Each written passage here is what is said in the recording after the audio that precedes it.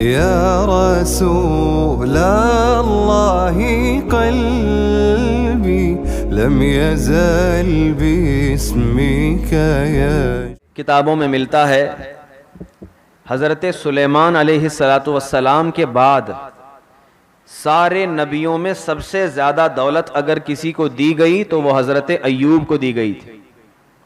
سب سے زیادہ آپ کو دولت دی گئی تھی اور آپ کثرت سے خیرات کرتے تھے، لوگوں میں مال بانٹا کرتے تھے، غریبوں میں تقسیم کرنا، یتیموں میں تقسیم کرنا، یہ آپ کی عادت تھی. اور فرمایا گیا ایک روایت کے مطابق آپ کے 30 سے زیادہ بچے تھے، 30 سے زیادہ اولاد تھی. اور آپ کی جو بیوی ہیں بی بی رحمت ان کا نام ہے، جانتے ہیں یہ کون ہے؟ یہ حضرت یوسف علیہ السلام کی نواسی ہیں. بڑی خوبصورت اور با کمال اور با جمال عورت تھی، بہت خوبصورت عورت تھی.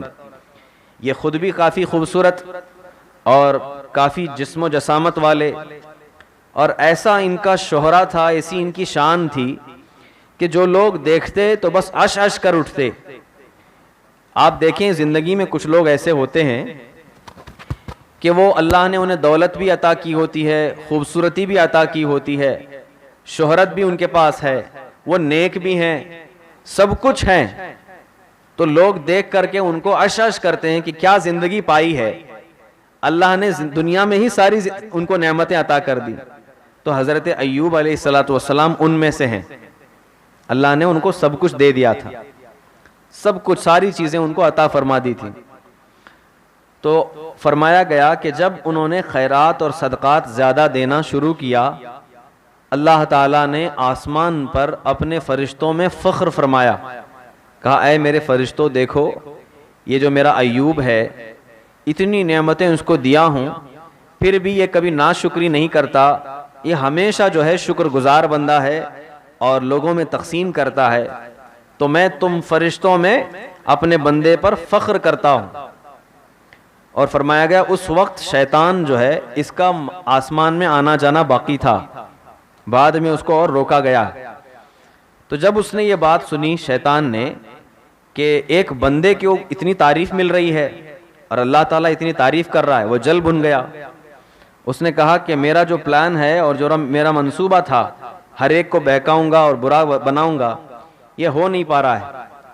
لہٰذا اس نے جل بھن کر کے اللہ تک پیغام پہنچایا، فرشتوں سے کہا کہ ارے جاؤ جا کر کے کہو اس کو سب کچھ دے دیا گیا ہے، دولت ہے، عزت ہے، مال ہے، اس کے پاس سب ہے، تو پھر وہ شکر گزاری نہیں کرے گا تو اور کیا کرے گا؟ سب چھین کے دیکھ لو، ساری نعمتیں، اولاد، بیوی، خوبصورتی، سب کچھ چھین لو، اس کے بعد دیکھتے ہیں کہ وہ تیری عبادت کرتا ہے کہ نہیں کرتا ہے. یہ اس نے چیلنج کیا. تفسیر میں ملتا ہے فرشتوں کے ذریعے سے اس نے اپنی بات اللہ تک پہنچائی.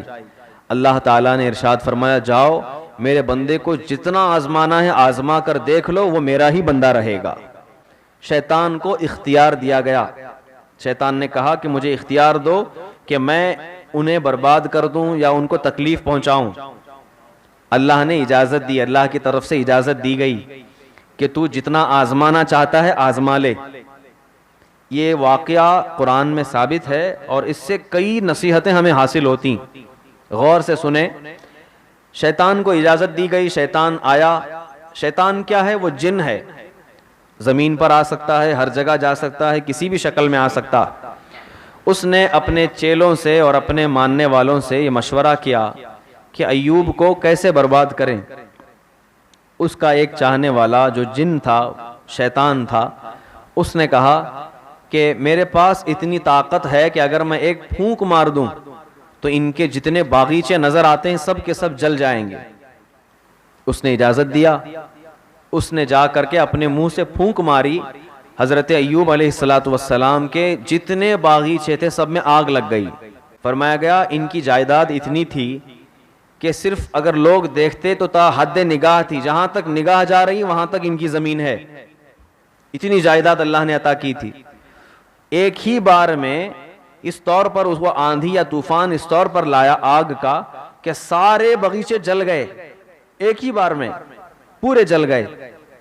اب جو انسان ایک اچھی زندگی گزار رہا ہو، اچانک اس کی جائیداد ختم ہو جائے، کیا حالت ہوگی اس پر؟ ٹینشن میں ہوگا، تکلیف میں ہوگا۔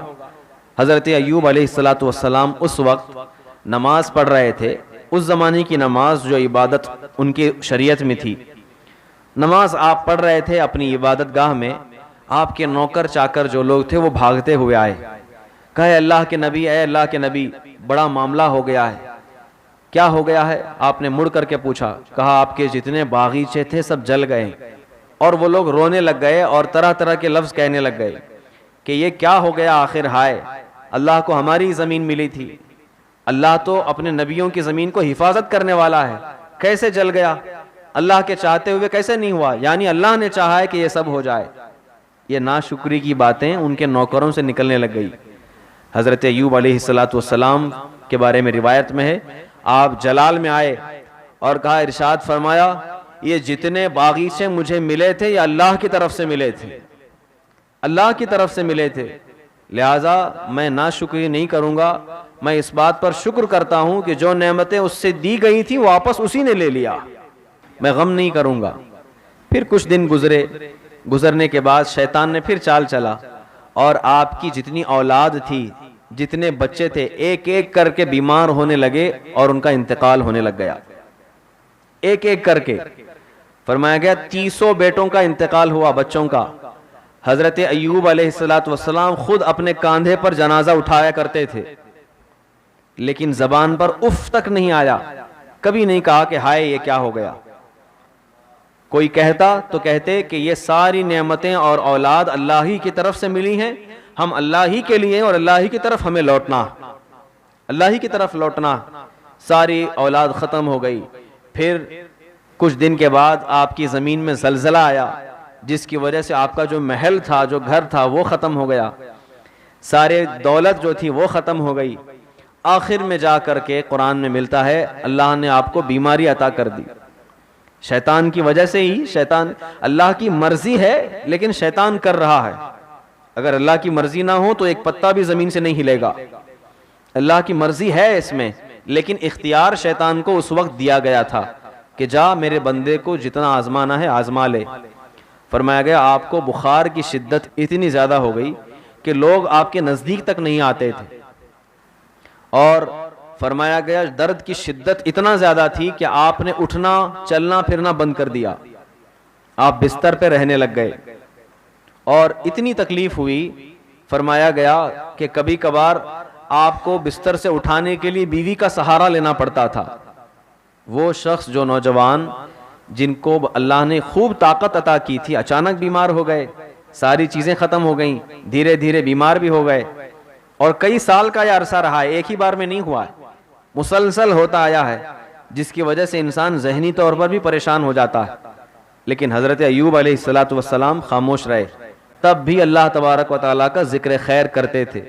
جانتے ہیں یہ جو بیماری آپ کو آئی، یہ جو بخار آیا، کب تک رہا؟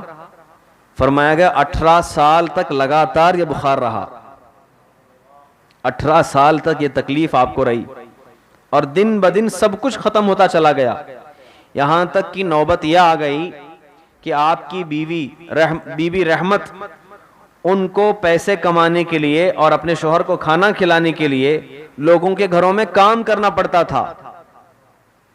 وہ جو کبھی سردار تھیں، وہ جو کبھی ملکہ تھیں، آج ایسی نوبت آ گئی تھی کہ لوگوں کے گھروں میں وہ کچھ کام کاج کرنے کے لیے جایا کرتی تھی۔ حضرت ایوب نے بلا کر کے ایک بار کہا بھی تھا، اے میری بیوی رحمت، تم بڑے خاندان سے ہو، تم یوسف علیہ السلام کی نواسی ہو، یوسف علیہ السلام تو مصر کے بادشاہ تھے، اللہ نے بادشاہت عطا کی تھی، اور بہت بڑی سلطنت تھی آپ کی، جاہ و جلال، خوبصورتی، سب کچھ اللہ نے دیا تھا، تم بڑے ناز و نعمت میں پلی ہوئی ہو، آج مجھ پر یہ تکلیف آ گئی ہے، میں تمہیں طلاق دے دوں، تمہاری اجازت ہو تو تم چلے جاؤ، کسی اچھے انسان سے نکاح کر لو، ورنہ کل قیامت کے دن یوسف علیہ السلام کے سامنے میں کیا منہ دکھاؤں گا؟ وہ مجھ سے کہیں گے کہ تم جب بیمار تھے تو میری جو نواسی ہے اسے تم نے طلاق کیوں نہیں دیا، چھوڑ کیوں نہیں دیا؟ طلاق دے دیتے، وہ کسی کا گھر بسا لیتی، جا کر خوب اچھی زندگی گزار لیتی، تم خود بھی تکلیف میں رہے اور میری بیٹی کو بھی تکلیف دیا، میں ان کے سامنے کیا جواب دوں گا؟ بی بی رحمت نے پلٹ کر کے جواب دیا، آپ یہ سوچتے ہیں کہ یوسف کو کیا جواب دیں گے، میں یہ سوچ رہی ہوں کہ میں اللہ کو کیا جواب دوں گی۔ جب اللہ مجھ سے پوچھے گا کہ میں نے تیرے شوہر کو تکلیف اور غم دیا، خوشی کے وقت میں تو ساتھ میں رہی، لیکن جب غم آیا اور تکلیف آئی تو چھوڑ کر کے چلی گئی، مجھے یوسف سے زیادہ اللہ کا ڈر ہے، میں کیا جواب دوں گی؟ حضرت بی بی رحمت نے طلاق سے انکار کیا، کہا کہ آپ مجھے طلاق نہ دیں، آخری حد تک میں آپ کے ساتھ رہوں گی اور خدمت کرتی رہوں گی۔ اللہ اکبر! جتنا صبر حضرت ایوب نے کیا ہے ان میں سے ایک اچھا خاصا حصہ بی بی رحمت کا بھی ہے۔ ایک اچھی بیوی زندگی میں مل جانا، رسول اللہ فرماتے ہیں، پوری دنیا کی ساری نعمتوں میں سے سب سے اچھی نعمت ہے۔ خیر متاع الدنیا المرأۃ الصالحہ، او کما قال النبی صلی اللہ علیہ وسلم، فرماتے ہیں دنیا میں جتنی اچھی نعمتیں ہیں ان میں سے سب سے اچھی نعمت کیا ہے؟ ایک انسان کی نیک بیوی جو وفادار ہو، وفا شعار ہو۔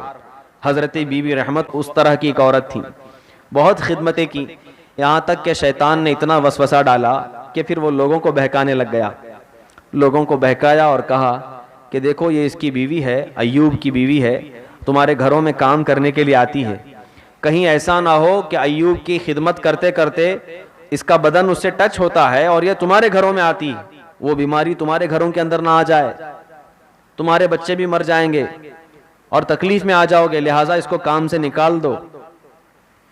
حضرت بی بی رحمت کو سارے گھر والوں نے اپنے یہاں کام کرنے سے انکار کر دیا، نکال دیا، کہا کہ آج کے بعد تم ہمارے یہاں کام نہیں کرو گی۔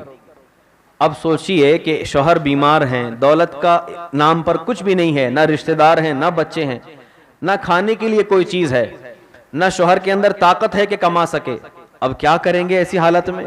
بہت زیادہ غم زدہ ہوئی اور تکلیف میں ہوئی، ایک جگہ پر جا کر آپ بیٹھ گئیں اور سوچنے لگیں کہ میں کیا کروں ایسا کہ میرے شوہر کو کچھ کھلا سکوں، کچھ کما سکوں۔ بیٹھ کر کے انتظار کر رہی تھی کہ ایک بزرگ شخص نمودار ہوا، ایک بوڑھا شخص آیا اور آ کر کے اس نے کہا کہ میں تمہیں ساری چیزیں دے سکتا ہوں، بس میری کچھ باتیں ماننی ہوں گی۔ کہا ٹھیک ہے، کیا ہو، تم کون ہو؟ کہا میں حکیم ہوں، میں سب جانتا ہوں، دوائی وغیرہ کرنا، میری بات مان لو تو میں تمہارے شوہر کا علاج کر دوں گا۔ کہا علاج کر دو گے؟ کہا ہاں، تمہارے شوہر کو ایسے علاج کر دوں گا وہ بالکل ٹھیک ہو جائے گا، بالکل ٹھیک ہو جائے گا۔ کہا مجھے کیا کرنا پڑے گا؟ قیمت دینے کے لیے میرے پاس پیسے نہیں ہیں۔ کہا پیسے نہیں دینا ہے، بس دو کام کرنے۔ پہلا کام یہ کہ مجھے سجدہ کرنا ہوگا، پہلا کام یہ کہ مجھے سجدہ کرنا ہوگا، دوسرا یہ کہ ایک جانور لے کر میرے نام پر ذبح کرنا ہوگا، اللہ کے نام پر ذبح نہیں کرنا۔ یاد رکھیں، ہر وہ جانور جس کو اللہ کا نام نہ لے کر کے ذبح کیا گیا ہو وہ جانور حرام ہو جاتا ہے، ناجائز و حرام ہے۔ سوائے اللہ کے کسی کا بھی نام جانور کے ذبح کرتے وقت نہیں لے سکتے۔ ہاں کسی کے نام سے منسوب رہتا ہے، جیسے کہ میرے بیٹے کی طرف سے کر رہا ہوں وہ الگ چیز، رسول اللہ صلی اللہ علیہ وسلم کے لیے کر رہا ہوں الگ چیز۔ ذبح کرتے وقت بسم اللہ کی جگہ بسم رسول اللہ کہہ دیا، یا غوث پاک کا نام لے لیا، یا کسی اور کا نام لے لیا، فرمایا گیا وہ جانور پورا کا پورا حرام ہو جاتا ہے، سوائے اللہ کے کسی کا نام نہیں لے سکتے۔ یہ متفقہ فیصلہ ہے، ہماری امت میں نہیں بلکہ حضرت آدم سے لے کر کے چلا ہے اب تک۔ تو اس بوڑھے نے یہ کہا کہ میرے نام پر ذبح کرنا ہوگا اور جو ہے مجھے سجدہ کرنا ہوگا۔ بی بی رحمت کہتی ہیں یہ تو چھوٹی بات ہے، یہ تو میں کرنے کے لیے تیار ہوں، بس میرے شوہر سے میں پوچھ کے آتی ہوں، ان سے اجازت لے کے آتی ہوں، وہ اجازت دے دیں گے تو میں آپ کو ان کے پاس لے چلتی ہوں، آپ انہیں ٹھیک کر دینا۔ آپ گئیں اور جا کر کے حضرت ایوب علیہ السلام کمزور نحیف ناتواں ہو کر کے وہ لیٹے ہوئے، بستر پر لیٹے ہوئے اور اللہ کا ذکر کر رہے ہیں۔ گئیں جا کر کے کہا کہ مجھے ایک حکیم صاحب ملے ہیں، انہوں نے ایسا ایسا کہا ہے، کیا آپ مانیں گے؟ اللہ اکبر! فرمایا گیا اتنی شدت کی تکلیف میں بھی، 18 سال ہو چکے ہیں، اتنی تکلیف میں بھی جلال میں آپ اٹھ کر کے بیٹھ گئے اور ارشاد فرمایا وہ حکیم نہیں بلکہ شیطان مردود ہے، جو تیرا ایمان چھیننے کے لیے آ گیا ہے اسے معلوم ہے کہ عورتیں کمزور دل ہوتی ہیں اور محبت میں زیادہ ہوتی ہیں, اپنے شوہر کے لیے کچھ بھی کر سکتی ہو, اس لیے اس نے تمہارے ذریعے سے قدم رکھنے کی کوشش کی. خبردار, تم ایک نبی کی بیوی ہو کر کے غیر اللہ کو سجدہ کرنے کے بارے میں سوچ بھی کیسے سکتی ہو؟ اگر میں ابھی سلامت ہوتا تو تمہیں 100 کوڑے مارتا. آپ نے قسم کھا لیا, کہا اللہ مجھے اگر شفا دے اور میں ٹھیک ہو جاؤں تو میں تمہیں 100 کوڑے ماروں گا. کوڑا کیا کہتے ہیں جانتے ہیں؟ کوڑا جو لیدر کا بنا ہوتا ہے, چمڑے کا, کافی بڑا. 40 کوڑے اگر کسی کو مار دیے جائیں تو جان نکل جاتی. آپ نے کیا قسم کھائی؟ 100 کوڑے ماروں گا. اتنا جلال میں آ گئے تھے اپنی بیوی پر. بہرحال اب بیوی رحمت سہم گئیں, کہا کہ مجھے معاف کر دیجئے, میں کیا کروں, کچھ نہ کچھ آپ کے لیے کوشش کرنے کے لیے گئی تھی, میں کچھ اور راستہ ڈھونڈتی ہوں جس کے ذریعے سے ہمیں کچھ کھانا پانی مل جائے. پھر آپ چلی گئیں تلاش میں, اسی طور پر باہر نکل گئیں. اور ادھر حضرت ایوب علیہ السلام کو شدت سے تکلیف ہوئی کہ اے اللہ, تو نے مجھے ساری آزمائشوں میں دیکھا, میں کامیاب ہوا, لیکن مجھے دکھ اپنی بیماری کا نہیں ہے, مجھے دکھ اس بات کا نہیں کہ میرے بچے چلے گئے یا میری جائیداد ختم ہو گئی, مجھے دکھ صرف اس بات کا ہے کہ شیطان میری کمزوری کا فائدہ اٹھا رہا ہے اور میری بیوی کو کافر بنانے کے پیچھے لگا ہوا. انی مسنی الشیطان بنصب, اے اللہ وہ شیطان جو ہے اس موقع کا فائدہ اٹھا رہا ہے اور وہ مجھے پسند نہیں ہے. تب آپ نے اللہ کے پاس دعا کی. اب تک آپ نے ایک بار بھی دعا نہیں کی تھی اے اللہ مجھے تکلیف سے دور فرما یا میں مصیبت میں ہوں, ایک بار بھی نہیں کیا تھا اتنے سال میں. ہمیشہ کیا کہتے تھے؟ کسی بیٹے کا انتقال ہوا, الحمدللہ, اللہ کا شکر ہے, جو نعمتیں دی ہیں اللہ کا شکر, بس یہی کہا کرتے تھے. جب آپ کو شیطان کے بارے میں یہ خبر ملی اور لوگ آپ کا مذاق اڑانے لگ گئے کہ یہ کہتا ہے کہ ان کا رب شفا دیتا ہے, اپنے نبی کو ہی بیمار کر دیا, اپنے نبی کو شفا نہیں دے سکتا تو اوروں کو کیا دے گا, تو اس جملے سے ان کو تکلیف ہوئی. نہ یہ کہ اپنی تکلیف کی وجہ سے دعا کی, لوگوں کے تانے اور شیطان کے مکر و فریب کی وجہ سے آپ نے ہاتھ اٹھائے اور اللہ سے صرف اتنا کہا. 17ویں پارے کی آیت ہے, اللہ فرماتا ہے اور ایوب نے کہا رب انی مسنی الضر وانت ارحم الراحمین. اللہ کے پاس کہتے ہیں کیسا دعا کا انوکھا انداز ہے, اے اللہ مجھے تکلیف نے بس چھو لیا ہے, مجھے تکلیف نے بس چھو لیا ہے, اب دور فرما نہیں. تکلیف نے چھو لیا ہے, تکلیف کو دور فرما نہیں. کیا دعا کرتے ہیں؟ اے اللہ مجھے تکلیف نے بس چھو لیا ہے اور تو رحم کرنے والا ہے, اور تو رحم کرنے والا ہے. تکلیف آئی ہے, میں یہ بھی نہیں کہتا کہ دور کر, بس تو رحم کرنے والا ہے, چاہے تو رحم فرما, چاہے تو تکلیف میں رکھ. دعا کا یہ مطلب تھا. اللہ رب العزت کی دریائے رحمت جوش میں آئی اور اللہ نے ارشاد فرمایا اے ایوب, اتنے سال تک جو کچھ تمہیں دیا گیا تھا یہ سب تمہاری آزمائش تھی, سب آزمائش تھی. ارکض برجلک ھذا مغتسل بارد وشراب. اللہ نے فرمایا اے ایوب اسی وقت تمہاری دعا قبول کی جائے گی اور ابھی تم اپنا پیر زمین پر مار دو. حضرت ایوب علیہ السلام لیٹے ہوئے ہی انہوں نے اپنا پیر زمین پر مار دیا. فرماتے ہیں وہاں سے ایک نور کا ایک چشمہ جاری ہو گیا, وہاں سے ایک لذیذ میٹھے پانی کا چشمہ جاری ہو گیا, نہر جاری ہو گئی. آپ کو حکم دیا گیا کہ اس کے اندر نہا لیں. حضرت ایوب علیہ السلام اٹھے اور اس کے اندر آپ نہا لیے.